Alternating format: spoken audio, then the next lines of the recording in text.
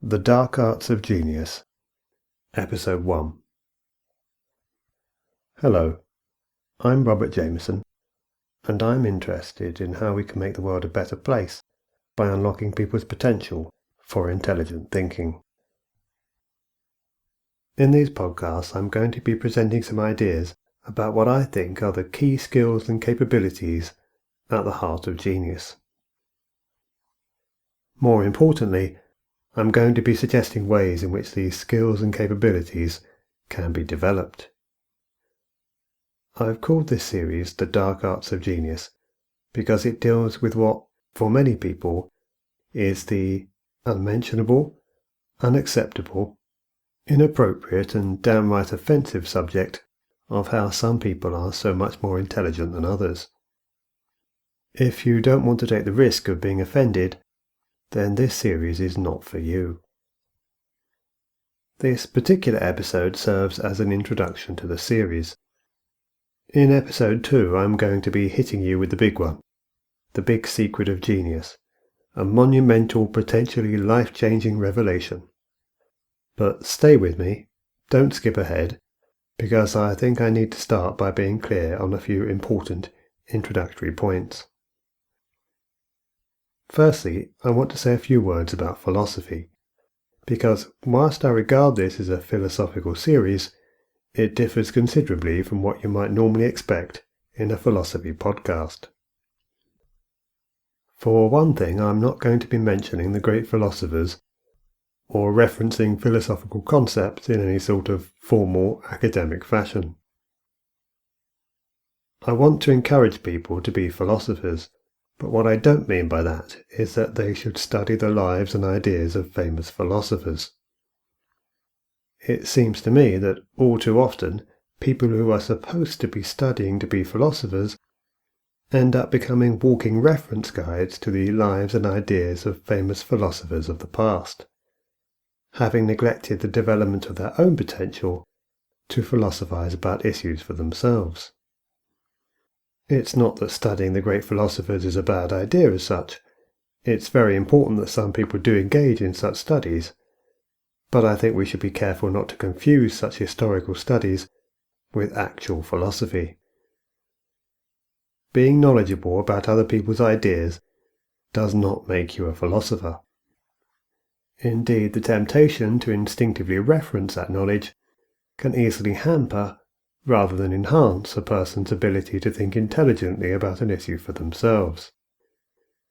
Now, some people, even some senior academics, might ask, but isn't it a waste of time to philosophize about something, only to come up with an idea that was already thought of by a famous philosopher hundreds or thousands of years ago? Well, no, obviously not, because besides the importance of the idea, the process of coming up with ideas for yourself is an extremely important one. It's brain training, it's vital practice of the skills that can enable new and original ideas to be developed. This still applies regardless of how many times the idea has been thought of before. No, philosophy for me is about the art and practice of thinking. A philosopher is a dedicated practitioner of the art of thinking, not a repository of knowledge, but someone who has applied themselves to developing their own capacity for intelligent thinking. And how does someone develop this capacity? Well, that's essentially what this podcast series is about. Next, since these podcasts are largely concerned with the concept of intelligence, and with how intelligence can be nurtured and developed, I want to briefly explain what I mean when I refer to intelligence and intelligent people, so as to avoid certain confusions that might otherwise arise. There are many attempts to obscure the meaning of intelligence. These are often born of political correctness. It is politically incorrect to suggest or imply that some people are especially intelligent, because that implies that other people are less intelligent, and that is deemed to be offensive. But I think it would be helpful for our purposes to put aside the politically correct idea that everyone is intelligent, just in different ways. When I talk about intelligence, I mean it in the traditional sense of intelligence referring to a person's intellectual abilities, their capacity in terms of being able to form and develop sound, rational arguments and to understand ideas, their capacity to follow rational decision-making processes. In this traditional sense of intelligence, some people are clearly far more intelligent than others. Not wanting to accept this fact doesn't make it any less true. So now we're clear on those points, I want to make the key suggestion on which this whole podcast series is based. And it is this. Intelligence is developed, not inherited. You can learn to be exceptionally intelligent. People sometimes speak as if intelligence is something you are born with. Well, that's probably a rather unhelpful way to think about it, because the truth is that if we define intelligence in terms of actual thinking skills and capabilities, then the ability to think intelligently is clearly something you have to develop over time. If you define intelligence as a potential rather than an actual ability, then yes, you could argue that intelligence is something you are born with, but that's not really what we mean when we say someone is intelligent. We mean they have the ability here and now to think intelligently.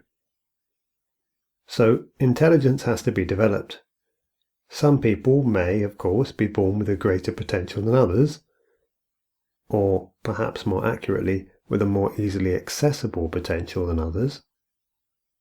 But intelligence itself comes through study and practice. It doesn't have to come through formal education. It can be developed through informal means, but it does come through study and practice. To become intelligent, you must learn and practice the skills of intelligent thinking, and utilize and develop the character traits that enable you to apply them consistently. It may well seem obvious that being intelligent in the way I've described requires study and practice. It may seem obvious that such intelligent thinking has to be learned, but that's just it. People often fail to see or fail to appreciate the obvious. If studies on the subject are to be believed, the vast majority of people consider themselves to be of above average intelligence. Some of them are correct. Some have a rather inflated view of their abilities, and many others are seriously deluded. The real problem, however, is that so many people act as if there is little they can do to improve their intelligence. Even those that do apply themselves to study are often focused on building knowledge rather than boosting their intelligence. The world's most intelligent people, however, are those people prepared to work hard to become intelligent. They lack the arrogance to believe that intelligence is theirs by right. They understand that intelligence is something you have to work at. The chief requirement to be able to develop exceptional intelligence is simply the determination to learn the skills that intelligent thinking requires. It seems to me that intelligent thinking and intelligent behavior are incredibly important. We could do with a more intelligent world. More thoughtfulness, more consideration. People, animals, and the planet we live on repeatedly suffer as a result of unintelligent behavior. And unintelligent behavior is a common and obvious result of unintelligent thinking. To make a better world, we need intelligent people, rather more of them than we have now. But what can we do about it? The first step is to realize that we can do something about it. Intelligence can be developed. People can be trained to be more intelligent. But is there a reliable method of doing so? People are born. Most grow up to be not very intelligent. Some grow up to be reasonably intelligent. And very few grow up to be geniuses. But what if we didn't have to rely so much upon chance?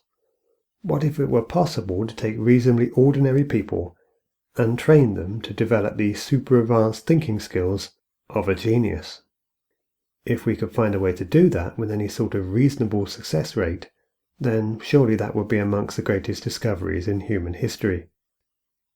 If even 1% of the world's population could be trained to develop genius-level thinking skills, our prospects for the future could be dramatically transformed for the better. Well, it may well be very much possible. The biggest barrier lies simply in the difficulty of finding people willing to study and learn the skills and attitudes involved. That's why I'm making these podcasts. I thank you for taking an interest in these podcasts, because by doing so, you're taking part in a great experiment to try to make the world a better place. That's the end of this episode. I hope you found it interesting. To find out more about my work, please visit imos.org.uk. That's imos.org.uk. And please join me again for episode 2, in which I shall reveal the amazing secret of how to be a genius. Thank you for listening.